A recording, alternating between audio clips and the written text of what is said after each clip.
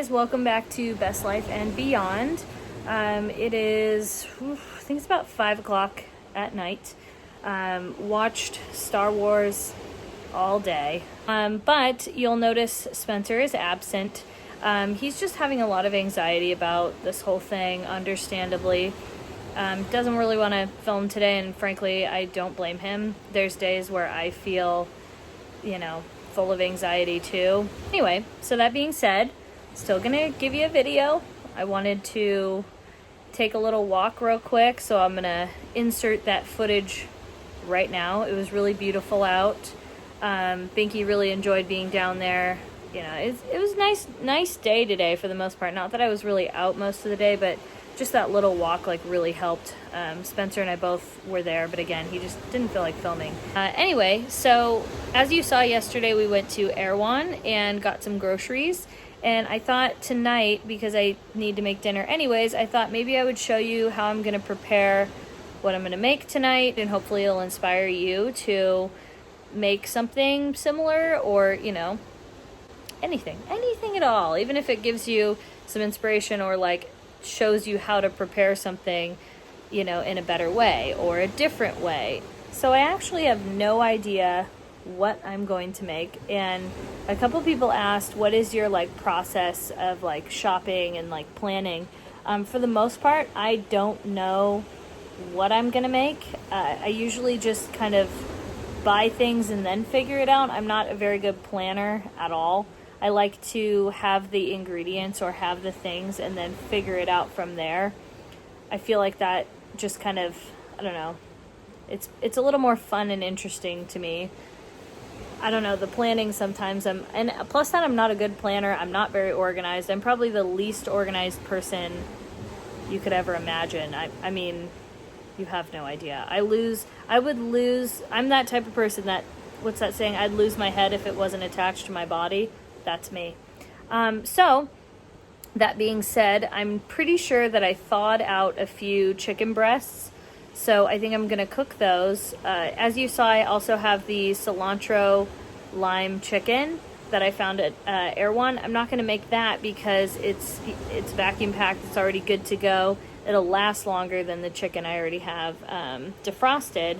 And then I'm going to figure out what to do with the vegetables to go along with it, and probably do some open face cheese, kind of grilled cheese sandwich type things, just because we got that nice bread, and I found some of the slices of Tillamook medium cheddar, and it's so good. So I just want to get a chance to use it. So let's get in there and try to figure it out.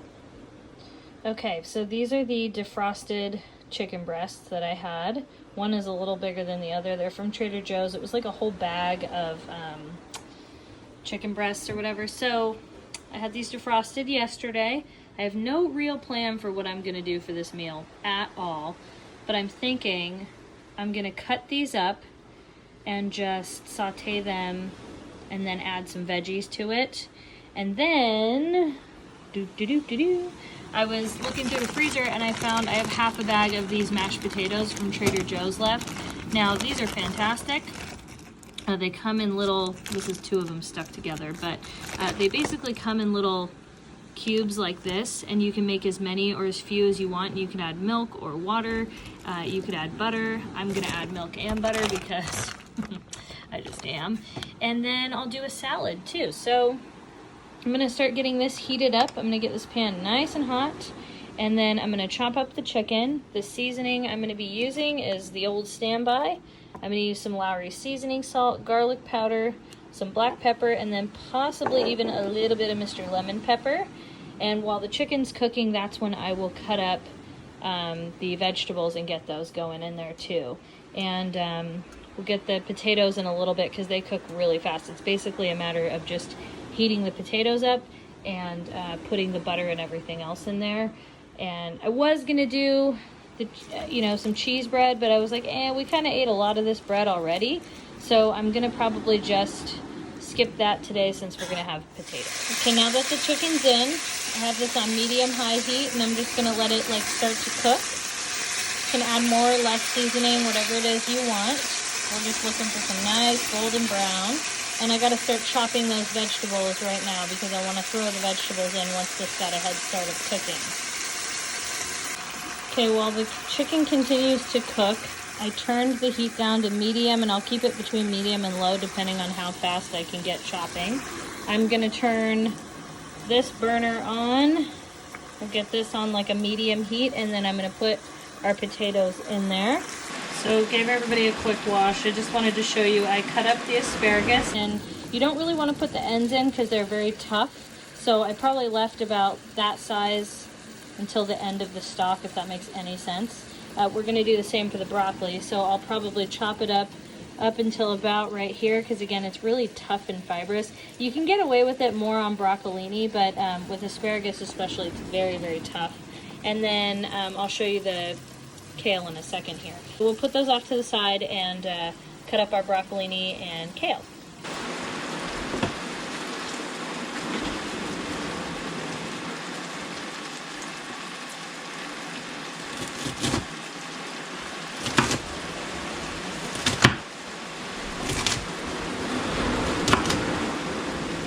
For the kale, you basically want to hold your finger. I can't do this with one hand, but what you're going to do is you're going to hold it and then slide it off. It's really, really simple to do, and then we'll just chop it up. So I'll show you that now.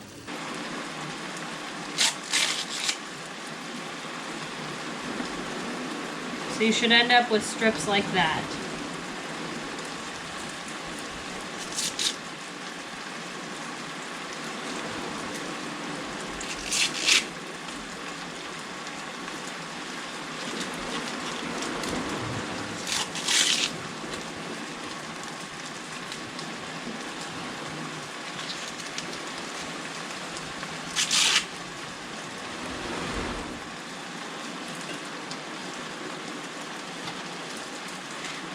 Alright, we're just going to do a chop like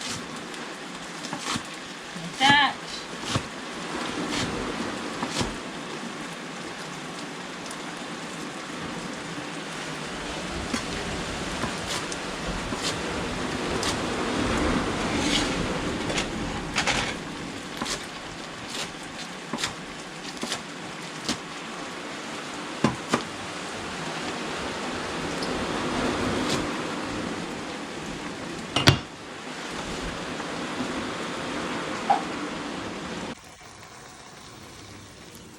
Okay, we're adding everyone in.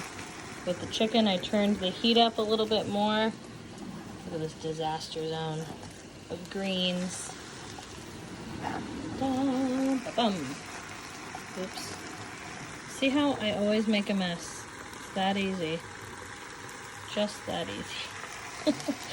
Over here, I put some butter and a little bit of milk in with the potatoes. It's on about medium heat, and I'm going to just keep stirring that, and it'll eventually just melt down into delicious mashed potatoes. So now I'm going to just add some more seasoning. I'm going to add some lemon pepper, some regular pepper, and of course some garlic powder, and then eventually we are going to add a bunch of lemon. I used this lemon earlier when I made avocado toast, but we're going to squeeze a bunch of this in because lemon is the best. Since I added some of the Lowry's for the chicken, it just, you know, I didn't need that much more, so I just added a little sea salt to this. And we're going to make sure we change out our utensil because this was cooking with the raw chicken. And we're going to move to our good old wooden spoon. And you just want to combine all of that. You can always add more olive oil if you need it.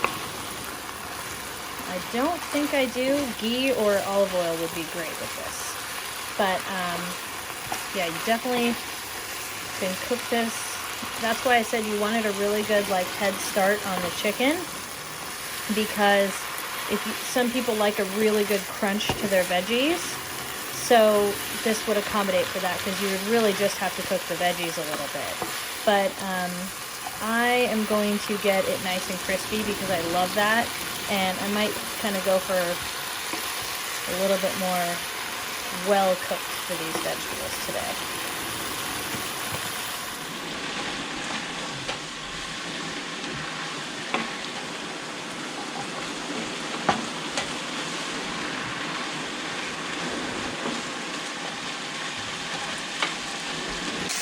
Okay, I have been letting this cook while I grabbed and washed off some of this living butter lettuce. I don't have my salad spinner anymore, so I need to get a new one. But I wish it wasn't so destroyed.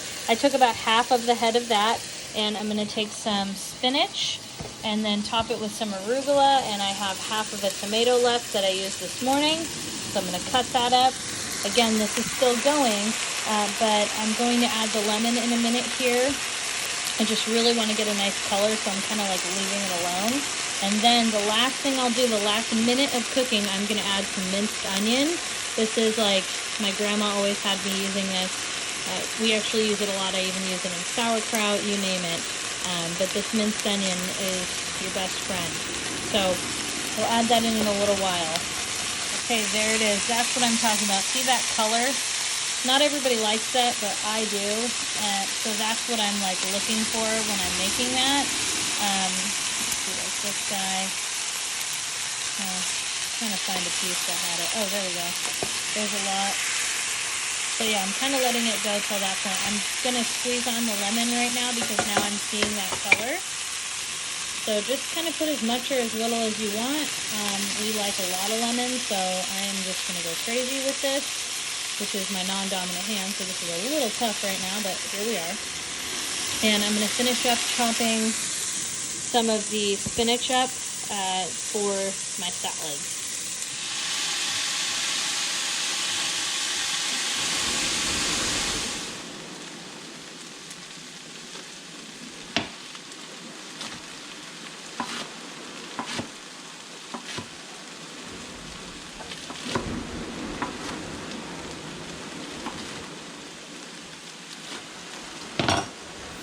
Okay, I added all that lemon and a generous amount. I turned off the heat, generous amount of those minced onions, and we'll just kind of let it do its thing and sit to kind of finish its last cooking with the remaining amounts of like heat that is in the pan there.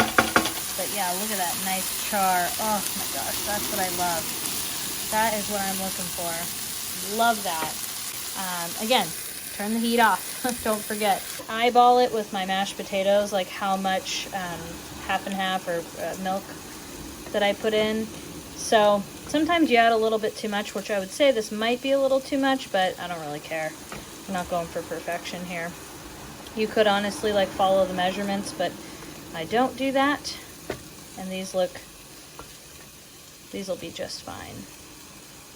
And then you can, of course, salt and pepper it to taste. This is going to be so good. So that spinach is chopped up. The butter leaf lettuce is chopped up. I used a handful of the microgreens. I did a little touch of salt and pepper in there. And I'm just mixing it up. I'll put the tomato on top, just because if not, it'll just get lost in the bottom. And I just mix it by hand because my hands are clean. Except for that little piece stuck right there. There we go. So there we go. And I'm going to put the dressing on. The dressing that we're going to be using is this Bragg vinaigrette. It's really, really good. I love this stuff. So we're going to put a little bit of that on right before I serve everything and toss it in there. Just a little bit goes a long way. Trust me, folks. There it is. Yes, I'm using a paper plate because we're alternating now because sometimes the dishes are just getting too overwhelming. It's not the most beautiful plate, but it's very healthy and delicious. So give it a try and let me know what you think. Again, you can make a lot of adjustments. I added a sprinkling of salt and pepper in there. Very little bit of salt, but a lot of pepper. Yeah, should be good. I'm gonna eat now while Spencer is resting. Food time. Okay, well that's gonna wrap this up. I hope you guys enjoyed that little like cooking segment. Again, it's not really a recipe, it's just an idea of just how I generally cook random meals here and there. It's really a lot of like guesswork and throwing stuff together, see what works, see what doesn't. For that, I would say it was really good. I think the mashed potatoes were a good add because you could eat the chicken with the mashed potatoes. That's kind of what I did. just added really good flavor. It was delicious. So if you like this video and you want to see more like it, please let me know by giving it a thumbs up and subscribing to the channel. Don't forget to turn on your bell notifications. And if you want to support Best Life and Beyond, you can become one of our Patreon members. I'll link all that information in the description box right there below. Oh, and bye-bye, everybody.